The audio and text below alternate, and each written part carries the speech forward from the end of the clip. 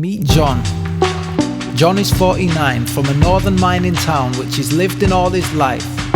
He lives with his son, his daughter and wife in a terraced house that 10 years ago he bought outright. He works hard for his money and rarely spends it. In the pub on weekends he develops his friendships. John should be so happy with life, but John, well, he has this anger inside, and when he talks about it he shouts and gets animated. See, there's a part of his town for which he has a hatred.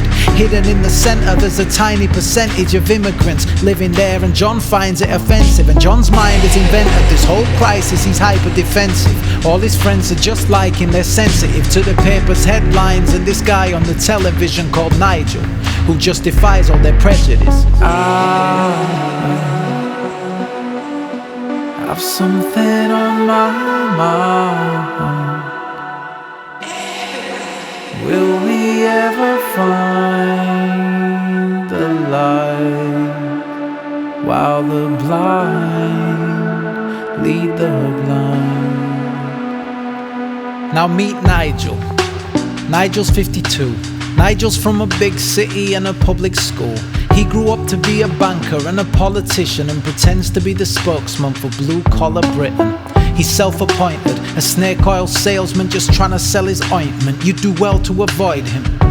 Nigel seems so happy with life, but Nigel, well, he has this anger inside. He wants Britain out the EU, that's always been his mission. So when the referendum came, he took up his position. If he could influence the public and sway their decision, this could make his career and fulfill his ambitions. He based his whole campaign on hatred and division, and how immigration was threatening British tradition. So here's John with his fear and his racist opinions, and here's Nigel telling him it's just patriotism.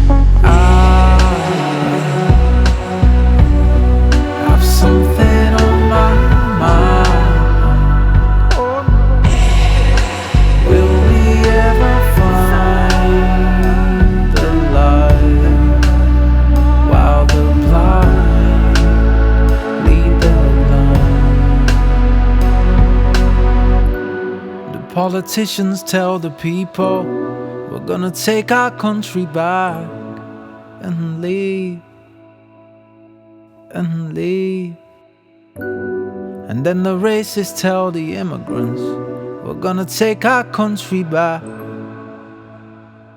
You better leave. Disgusting displays of racism across the nation. See what happens when 52% of the population vote in favour of a campaign based on xenophobia. The far right get confident and they act with no fear.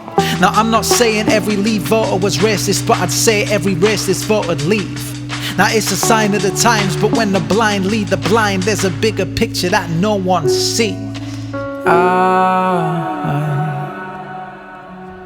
have something on my mind. Will we ever find the light while the blind lead the blind?